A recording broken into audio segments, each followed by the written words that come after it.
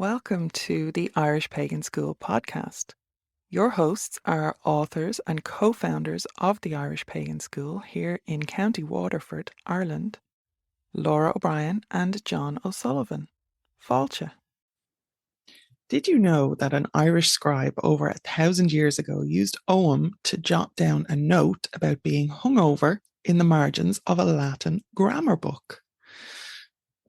It turns out Ogham wasn't just carved into stone by our ancestors, it also made its way into medieval manuscripts, shaping Irish scholarly traditions in ways you might not expect. In today's episode on the Ogham Academy YouTube channel and podcast, we're exploring how this ancient script evolved from boundary markers and gravestones into the hands of medieval scholars. From secret codes to linguistic theories, Ogham's journey didn't stop with the stones. It transformed into a powerful intellectual tool. The medieval intelligentsia here in Ireland were very, very fond of the Ogham. So grab a cuppa and settle in as we discover the unexpected, perhaps, story of manuscript Ogham and the medieval Irish grammatical tradition. So we're definitely dealing here with more than just Ogham stone inscriptions. Ogham is our ancient alphabet here in Ireland. It's primarily known from stone inscriptions, dating between the 4th and the 7th centuries Common Era. So these inscriptions were often marking territorial boundaries between different tribal kingships or serving as memorials. And they really provide us a window into very early Irish society. Now, the 4th century date is what we can actually prove. However, it might go back a couple of hundred years before that, even back to the 1st century. So beyond the stones, though, Ogham found a brand new life in medieval manuscripts, reflecting the evolving scholarly traditions of Ireland and really how the Irish scholars wanted to be seen as just as important in our history and our heritage, as the classical Greek and Roman schools of scholarship. So they were very keen to make sure that we had this history of a great literary tradition, if you like, stretching back. So one of the earliest examples of Ogham in a manuscript comes from a 9th century called St. Gall Priscian Glosses. And here an ancient scribe, perhaps after a night of drunkenness, revelry was probably involved somewhere along the way, scribed the word Latheirt, Latheirt, in Ogham. And this was in the margins, marginalia. And the word means oscailga in Irish, excessive drunkenness or hangover. And it was written again in the margins of this Latin grammar text that he was working on. Now, this could have been maybe to explain some mistakes. It could have been just random doodling. It could have been any number of reasons. We don't obviously know exactly why. It maybe gives us a little bit of insight into medieval student life. But it does tell us something important. So by the 9th century, Ogham was still being used and understood well enough for a scholar to jot down casual notes in it and presumably to be understood as well. This was long after the stone inscriptions had stopped being carved, for the most part, showing that Ogham had moved from practical use within the monument tradition into this more intellectual and literary space in the manuscript tradition.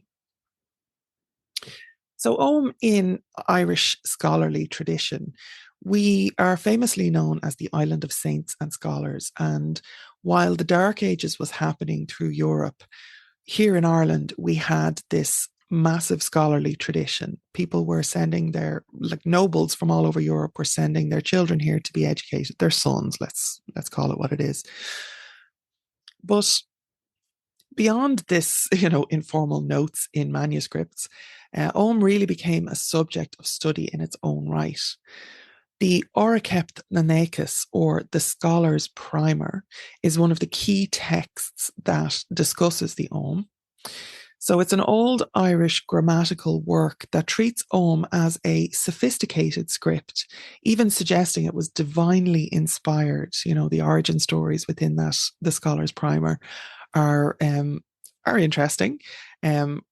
One theory about how the Ogham was invented was the Tuatha Dé Danann god Oma, and the other one was that it was the culmination of examining all sorts of languages, and basically Irish was the best one, and then the script was developed around that. So this made it more than just a writing system, more than just an alphabet. It gave it a spiritual dimension, which personally I believe it would have had in the monument tradition as well, even though we can't categorically state that, of course.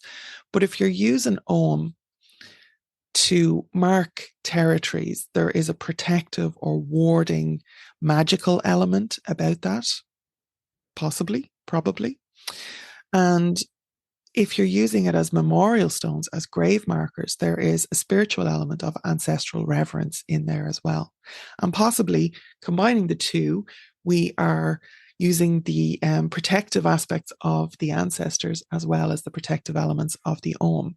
And we know from other mythology that Ogham was used in spells, and particularly as this kind of boundary, this warding that it's very, very popular for through the mythological literature, at least. So here we have the spiritual element maybe starting to come back into it. But it really was viewed as a sacred tradition for the Irish, worthy of deep study in these very important scholarly houses, monasteries, all of that. Excuse me. Another significant manuscript that we have is In Lebor Ogaim, also known as the Ogham Tract. And this work details different forms of Ogham, so like how it was being used, including variations that are not found on stone. So obviously it was being used, it was being adapted, it was being worked with in that contemporary spiritual aspect or contemporary scholarly aspect, or both. So the Ogham Tract provides explanations of its structure, its rules, and even different ways that it could be written, some of which might have been used for coded messages or, again, magical inscriptions. So these texts show us that medieval Irish scholars were fascinated by their own linguistic heritage. And indeed, in my own research, one of the questions that was coming up for me as an Irish historian doing a master's was whether that medieval fascination had continued and whether it played a part in the development of the Irish identity in the 18th and 19th centuries. And, you know, I wrote a whole thesis on it for my master's. You can find it here at the Ogham Academy. I'll put a link below. If you're interested in the more academic side of things, through the revolutionary period, through the end of colonization in part of our island, at least, because, you know, part of it is still colonized. But medieval scholars were adapting Ogham. They were exploring its possibilities. They were ensuring that it remained part of Ireland's evolving intellectual landscape. And I like to think that I am continuing that tradition. That's where it's part of my ancestral heritage, if you like, even if it's not direct lineage. I don't know if it is bloodlines or anything, but it is certainly part of my social, cultural, and probably spiritual ancestry that I work with the Ogham in these ways, adapting it, exploring its possibilities, and ensuring that it remained part of Ireland's, or will remain part of Ireland's evolving intellectual and spiritual landscape as we move forward. So why does this matter today? Why does this history matter? The shift from stone inscriptions to a manuscript study really reflects this broader change in Irish scholarly traditions that was happening at the time. And what started out as possibly only a practical system. Now, again, I have personal doubts about that, but we'll give it, right? Just say it only started out as a purely practical alphabet, right? For marking land and honouring the dead. It definitely went on to become a tool for education, grammar, and even creativity. So as the Irish language evolved, the Ogham evolved with it. And the fact that Ogham was still being written and studied in medieval Ireland tells us something critical. Ogham wasn't forgotten, and it hasn't been forgotten to this day. It wasn't a lost language of the past. It was an evolving, dynamic part of Irish intellectual life, Irish culture, Irish society, and again forms part of our Irish heritage to this day.